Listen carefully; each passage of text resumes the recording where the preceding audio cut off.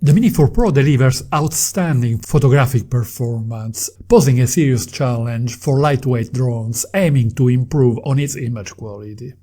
But the Mini 5 Pro introduces two major new features, alongside a few other functionalities. In this video, I will put them face to face in terms of photo quality and functionalities to help you decide if it is worth purchasing the new model.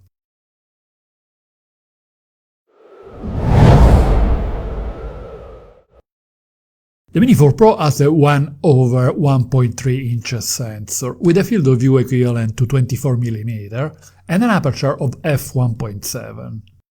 The Mini 5 Pro is the first DJI lightweight model equipped with a 1-inch sensor, something unthinkable until a few years ago. It should be able to capture richer details and gather more light. The field of view is equivalent to 24mm, and the aperture is slightly smaller at f1.8. This should not cause issues, as the previous model already has sensational low-light performance, and the larger sensor of the Mini 5 Pro should gather enough light to compensate. In both models, the gimbal can rotate to a vertical orientation to take photos in portrait mode without loss of resolution. The Mini 5 Pro also introduces continuous 225-degree gimbal rotation, which is mainly used for filming, but can be occasionally used for still images. The Mini 4 Pro has an internal storage of only 2GB. Very annoying, as it makes it impossible to shoot if we forget to bring an SD card or if the card gets damaged. The issue is now solved by the generous 42GB internal memory of the Mini 4 Pro, capable of recording a full day of photo shooting. The announced flight time is slightly longer at 36 minutes compared to the 34 of the previous model. In my test, I found that the new model has a battery life of at least 5 minutes longer. This helps when shooting hyperlapses. There is an excellent free panorama mode that I have analyzed in my specific video about panorama photography with the Mini 5 Pro. You can watch it by clicking on the link above.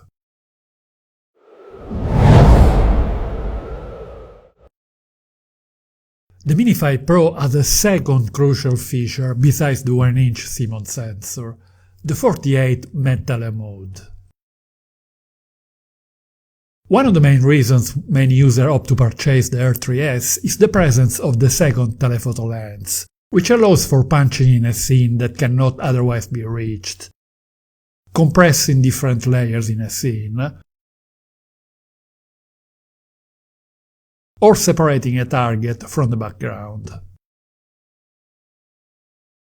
A 1-inch sensor could produce photos with a resolution of 20 megapixels, as was the case in the legendary R2S. But with Mini 5 Pro, DJI has chosen a different direction. The photo resolution is 4096 by 3072 pixels, approximately 12.5 megapixels. But each pixel is much bigger than the ones obtained with the 1/1.3 inches sensor of the Mini 4 Pro. Thanks to the larger pixels, the Tele mode produces images with a 2x zoom factor with very little loss of detail and resolution, very close to a true optical zoom. As you can see from these images, the quality of the Tele photos is outstanding, while the one obtained with the optical zoom of the Mini 4 Pro are not up to professional standards.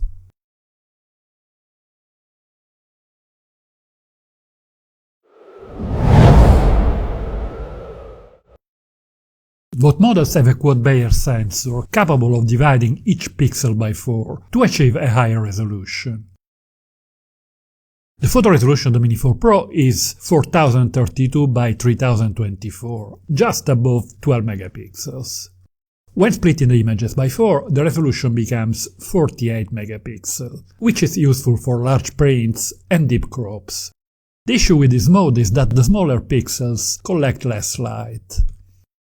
This 48 megapixel mode was introduced with the R2, and in the first iterations it was a work in progress, with noticeable chromatic noise in the shadows. This method has consistently been improved, and with the Mini 4 Pro the results are quite good in easy light condition. but in high dynamic range scenes the photos still have some issues in the shadows. As mentioned earlier, the photo produced by the Mini 5 Pro have a real resolution of 12.5 megapixels. After splitting them by 4, the resulting resolution is 50 megapixels, hence the new name for this mode. After spending a good amount of time comparing them to the regular photos, the 50 megapixel mode often delivers the best results. However, the difference is hardly noticeable. The larger file produced by this mode require extra computing resources, and in high dynamic range situation there is occasionally a touch of chromatic noise in the shadows. However, it is very easy to eliminate the noise with Luminar Neo, the program I use to edit all my images. You will find info about Luminar Neo together with a 10% discount coupon in the description of this video. You can watch my video about this excellent program by clicking on the link above.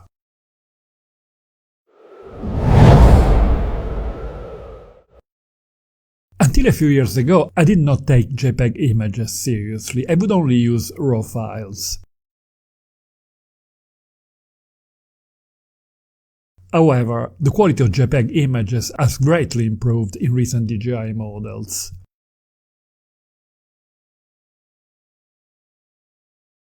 Also, many users are interested in posting their photos on social media with little or no editing. Therefore, analyzing the quality of JPEG file is very important.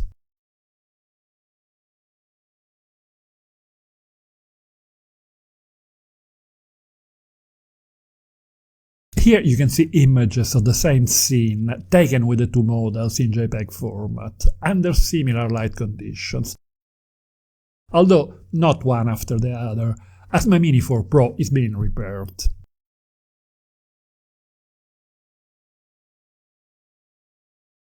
I was expecting it to be difficult to improve over the excellent quality of the Mini 4 Pro.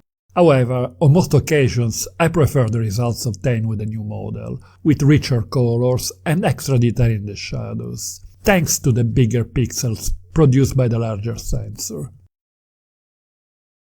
Especially in high dynamic range and low light conditions.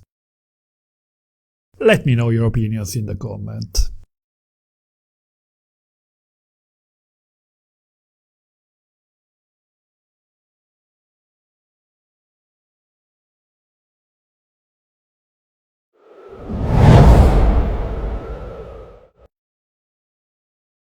When using RAW files, the Mini 5 Pro's 1-inch sensor, with its larger pixels, capture more shadows detail and richer colors, providing greater flexibility in post-processing to match a desired color scheme.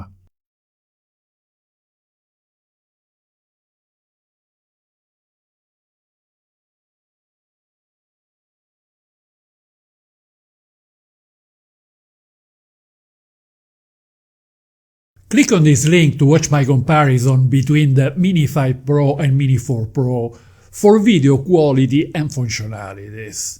And don't forget to hit the like button if you find this video interesting. Thank you.